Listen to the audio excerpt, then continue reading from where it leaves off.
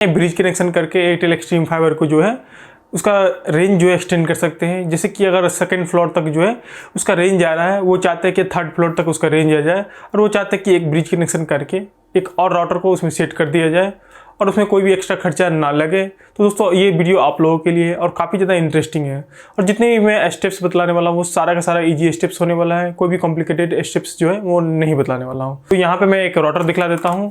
तो ये राउटर जो है दोस्तों आप लोग को दिख रहा होगा, ये TP-Link का राउटर है। ये एक ड्यूल बैंड राउटर है। तो ये काफ़ी पुराना राउटर है, इसे मैं लास्ट 2 साल से यूज कर रहा था और काफ़ी सही चला दोस्तों। पर दोस्तों इसमें जो है 5 GHz का कवरेज जो है उतना अच्छा नहीं देखने को मिल रहा था। तो जब मैंने एयरटेल एक्सट्रीम को इंस्टॉल करवाया तो उसमें मुझे सेकंड राउटर का जरूरी नहीं पड़ा, क्योंकि उसका कवरेज वगैरह जो है काफ़ी अच्छा है। तो चलिए मैं इस वीडियो में आप लोगों को बतलाता हूँ कि इस राउटर को ब्रिज कनेक्शन कैसे कर सकते हैं और इसके लिए क्या क्या रिक्वायरमेंट होने वाला है।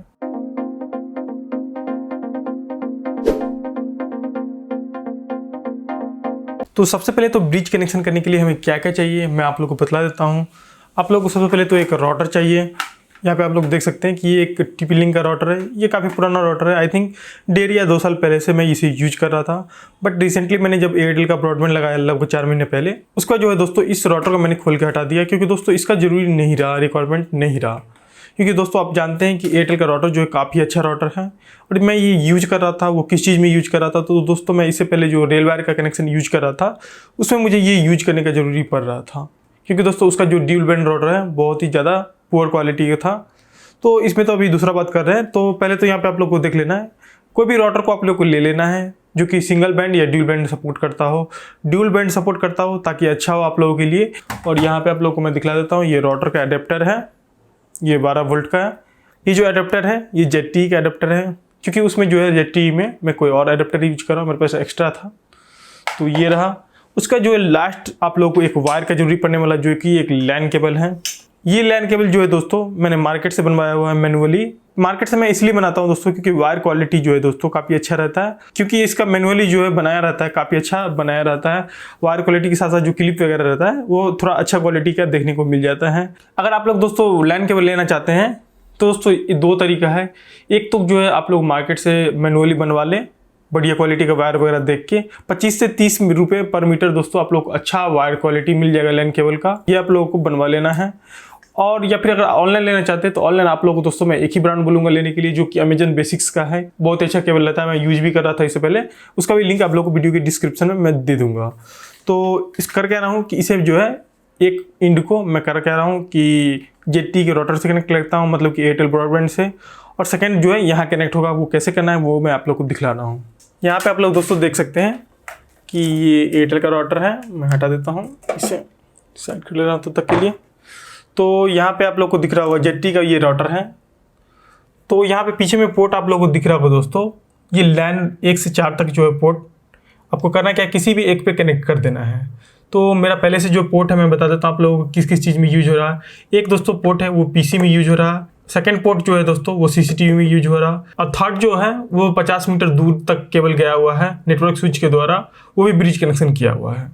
तो मैं कर रहा हूँ चौथा पोर्ट भी लगा देता हूँ, इसे भी ब्रिज कनेक्शन करके देखेंगे। और दोस्तों इसमें मैं आप लोगों को स्पीड टेस्ट करके जरूर बतलाऊंगा कि इंटरनेट का जो स्पीड वगैरह ड्रॉप होता है या नहीं होता है, या फिर पिंग वगैरह में कोई इशू आ रहा है।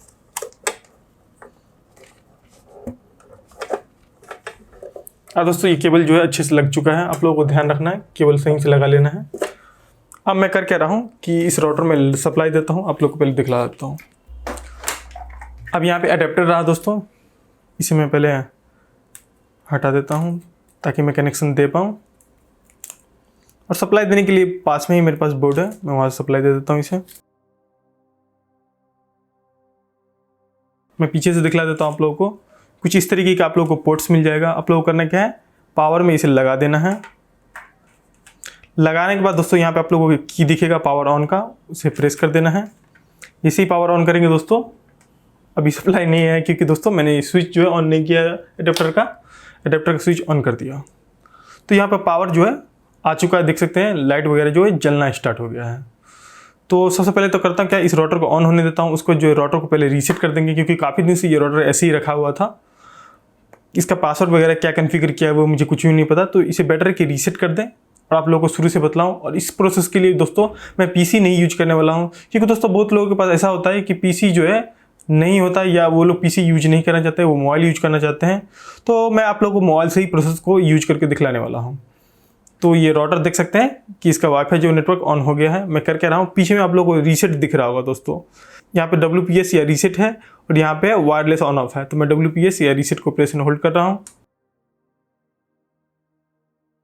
लाइट ब्लिंक हुआ, मतलब कि दोस्तों ये रीसेट हो गया है। इसे ऑन होने के लिए छोड़ देना है। ओके, मैं करके रहा हूँ, इसे रख दे रहा हूँ टेबल पे।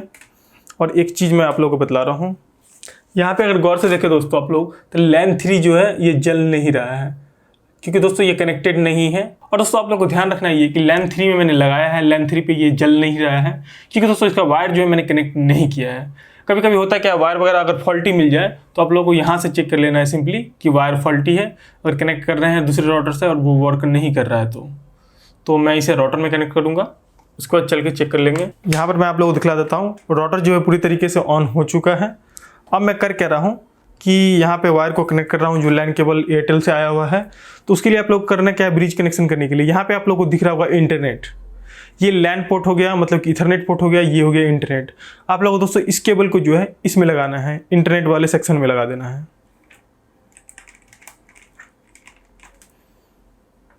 जैसे ही दोस्तों यहाँ पे मैंने कनेक्शन को सेट किया, वहाँ पे LAN का जो पोर्ट LAN 3 था वो भी जलना स्टार्ट हो गया। मैं आप लोगों को दिखलाता हूँ। यहाँ पे देख सकते हैं कि LAN 3 जो बंद था वो भी ब्लिंक करना स्टार्ट हो गया है, मतलब कि वायर वगैरह सही वर्क कर रहा है, कनेक्शन सेट हो गया है। अब आगे क्या करना है वो मैं आप लोगों को बतला रहा हूँ। यहाँ पे वायर वगैरह सब कनेक्ट हो गया है। अब आप लोग करना है क्या कि वाईफाई को कनेक्ट कराना है। अब यहाँ पे ऑन करके देख लेते हैं कितना सारा वाईफाई आ रहा है। तो यहाँ पे दोस्तों दिख रहा होगा 2 वाईफाई आ रहा है। तो मैं करके रहा हूँ 5 गीगाहर्ट्ज़ जो TP-Link का वो मैं कनेक्ट कर रहा हूँ। इसके लिए मैं टैप कर रहा हूँ इस पर, और इसका पासवर्ड जो है इसके पीछे लिखा हुआ है वो मैं कनेक्ट कर लेता हूँ। तो यहाँ पे जो है दोस्तों कनेक्ट हो चुका है। पहले तो मैं करके रहा हूँ कि आप लोगों को बतला रहा हूँ कि इसे कॉन्फ़िगर कैसे करना है। आप लोगों को गूगल क्रोम ओपन कर लेना है या कोई भी ब्राउज़र को ओपन कर लेना है सिंपली 192.168.1.1। तो यहाँ पे ये टाइप करने से आप लोगों को दोस्तों ध्यान रखना है कि ये आप लोगों को एयरटेल का जो ब्रॉडबैंड है उसका राउटर ओपन हो जाएगा। ये मैं इसलिए टाइप करके बतला रहा हूँ दोस्तों, क्योंकि आप लोगों को पता चलेगा कि सब चीज़ यहीं प्रॉपर वर्क कर रहा है कि नहीं कर रहा है। अगर ये ZT वाला ओपन हो रहा है मतलब कि आप लोग का ब्रिज कनेक्शन जो है सही सक्सेसफुल हो चुका है। अगर नहीं भी हुआ तो दोस्तों आप लोग को सेकंड क्या करना है कि आप लोग को एडिट पे क्लिक कर देना है और यहाँ पे 0 लगा देना है, मतलब कि 192.168.0.1। इससे आप लोगों को दोस्तों TP-Link का जो राउटर का पेज है इसे एक्सेस कर पाएंगे। और दोस्तों इसमें आप लोगों को यूजर नेम और पासवर्ड जो है एडमिन रहेगा। आप लोगों को दोस्तों ZT का राउटर है या नोकिया का राउटर है या TP-Link का है, एडमिन यूजर नेम है, पासवर्ड भी एडमिन। इसके बाद लॉगिन कर लेना है। दोस्तों आप लोग क्विक सेटअप करके वाईफाई का नेम वगैरह भी सब कुछ सेटअप कर सकते हैं, बट मैं करंटली आप लोगों को दूसरा चीज़ बतला रहा हूँ, सेटअप कैसे करना है, इंटरनेट वर्क कर रहा है कि नहीं। तो आप लोग करना क्या है, नेटवर्क पे आ जाना है और यहाँ पे आप लोग दिख जाएगा WAN WAN। तो यहाँ पे आप लोगों को दिखेगा कि ये डायनामिक किया हुआ है। दोस्तों पहले से हो सकता है आप लोगों का स्टैटिक वगैरह कुछ भी हो। आप लोग को सिंपली करना क्या है, डायनामिक पे क्लिक कर देना है और डिटेक्ट करके एक बार देख लेना है। डायनामिक IP डिटेक्ट हो चुका है। और यहाँ पे दोस्तों अगर आप लोग को IP एड्रेस वगैरह नहीं दिख रहा हो तो कोई दिक्कत नहीं है, आप लोग को करना क्या, सेव कर देना है। अब दोस्तों यहाँ पे ये जो है IP आ चुका है, असाइन हो चुका है, मतलब ब्रिज कनेक्शन हो चुका है। अब मैं आप लोगों को कोई भी पेज ओपन करके दिखला देता हूँ। जैसे कि यहाँ पे कोई भी न्यूज आ रहा है, मैं इसे ओपन कर लेता हूँ। तो देख सकते हैं कि ये पेज ओपन हो रहा है। और रहा बात दोस्तों वाईफाई वगैरह कैसे कॉन्फ़िगर करना है, तो वो आप लोग सिंपली दोस्तों यहाँ पे मैं बतला देता हूँ। ड्यूल बैंड सिलेक्शन है, यहाँ पे नीचे में दिख जाएगा आप लोगों को 2.4 गीगाहर्ट्ज़। यहाँ से आप लोग नाम वगैरह चेंज कर सकते हैं वाईफाई का। सिक्योरिटी में आके आप इसका पासवर्ड भी चेंज कर सकते हैं, काफ़ी ज़्यादा ईजी प्रोसेस है। अब मैं कर क्या रहा हूँ, आप लोगों को स्पीड टेस्ट करके दिखला रहा हूँ। सबसे पहले तो मैं कर क्या रहा हूँ कि एयरटेल का जो राउटर है ZT का, उससे कनेक्ट कर रहा हूँ 5 गीगाहर्ट्ज़ से। कनेक्टेड हो चुका है और मैं स्पीड टेस्ट करके देख लेता हूँ। यहाँ पे दोस्तों आप लोगों को 4 ms पिंग देखने को मिल जाएगा और स्पीड भी आप लोगों को मैं दिखला देता हूँ। एक्चुअली दोस्तों अभी जो है TV वगैरह सब चल रहा है, तो अभी काफ़ी ज़्यादा लोड है इंटरनेट पे।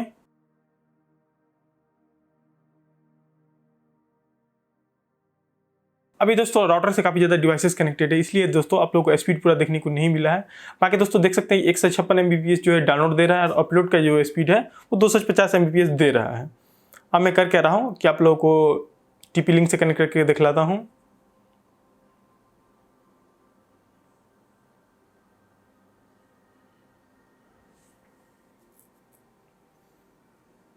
और मैं गो कर रहा हूँ।